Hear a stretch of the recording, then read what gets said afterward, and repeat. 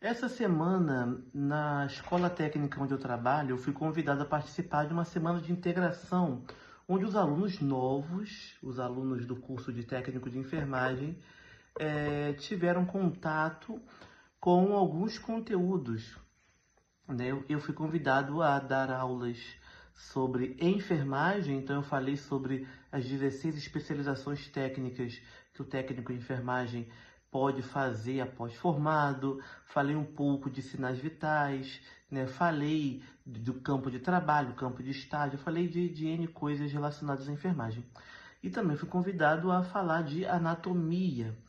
E quando eu parei para planejar essas aulas, principalmente a de anatomia, porque eu estou vindo aqui falar de anatomia, eu parei para refletir, né, práticas de minhas e de outros professores, né? E parei também para lembrar como alguns alunos chegaram, algumas turmas chegaram na minha mão, né, em disciplinas específicas, tendo que ter conhecimentos anatômicos. E eu tentei mostrar para o aluno que o conhecimento em anatomia, ele precisa ser um conhecimento que vai respaldar, que vai auxiliar, que vai fazê-lo ter uma prática clínica melhor, né? E isso aqui também fica um recado para os professores. Ensinar anatomia para futuros profissionais de saúde não é falar, né, quais órgãos compõem os sistemas e como que esse sistema funciona. Isso a gente ensina no ensino fundamental e médio. Eu também dou aula no ensino fundamental, sou licenciado em biologia, e isso a gente mostra, né, desde o quinto ano até o ensino médio, a gente vai falar de anatomia humana desta forma: quais órgãos compõem quais sistemas, o que eles fazem, para que servem, né? Só que num curso de saúde, num técnico de enfermagem, de radiologia, de análises clínicas, a anatomia tem que servir como base clínica, né? Quais patologias vão acometer esse sistema, né?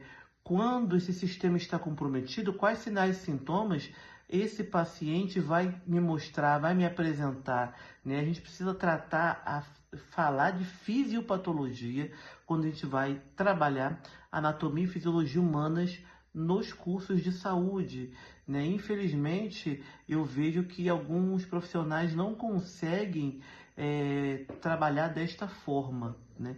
Eu falar simplesmente sobre determinado sistema e órgão e suas funções é o mínimo que esse aluno meu de técnico de radiologia, enfermagem ou análises clínicas precisa, né?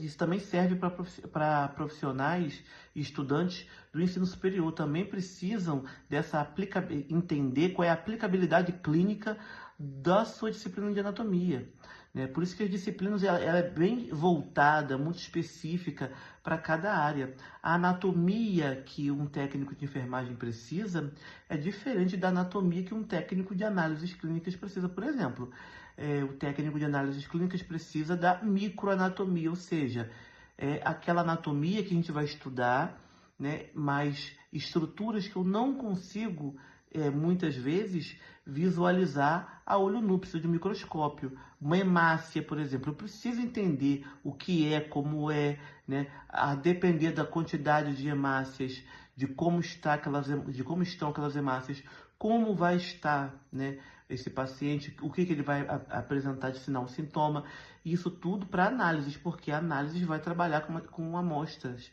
né, de materiais biológicos. Então, eu preciso entender anatomia, fisiologia e fisiopatologia da corrente sanguínea, né, do sistema cardiovascular, mas eu preciso entender a composição sanguínea, eu preciso entender a composição urinária, né, eu preciso entender uma série de coisas que muitas vezes o técnico de enfermagem não vai precisar entender. O técnico de enfermagem vai precisar entender, por exemplo, né, o que a alteração no funcionamento de um órgão vai trazer como alteração num sinal vital, por exemplo, né?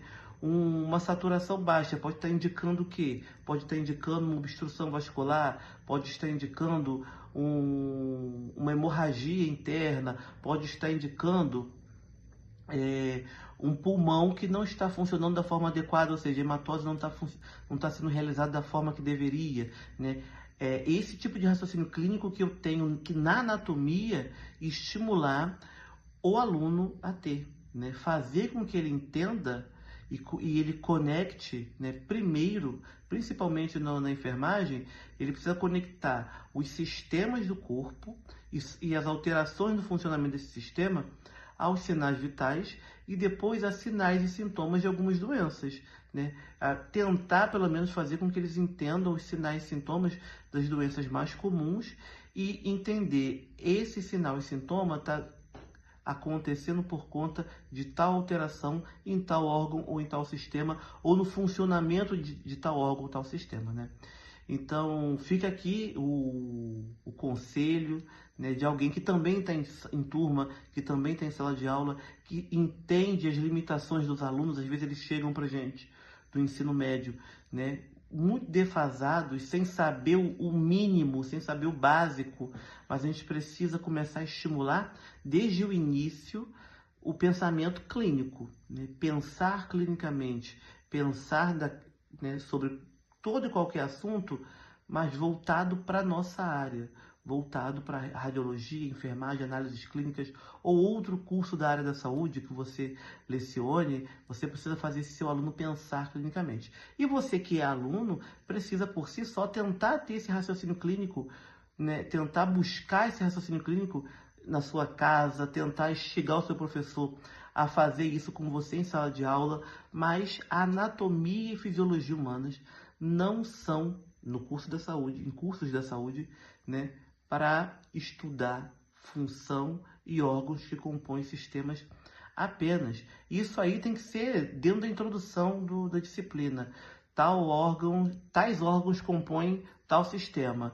O objetivo do sistema, a função do sistema é esse, e aí a gente cai em cima de quê? Fisiopatologia, raciocínio clínico, né? Fazer esse aluno tentar linkar patologia com o funcionamento do sistema, alterações sistêmicas, né? Esse aluno precisa sair da nossa mão em anatomia, entendendo, né, como o sistema deveria funcionar e quando não funciona, o que acontece com esse organismo. E quando algumas doenças acometem aquele sistema, quais sinais e sintomas esse paciente vai apresentar para a gente.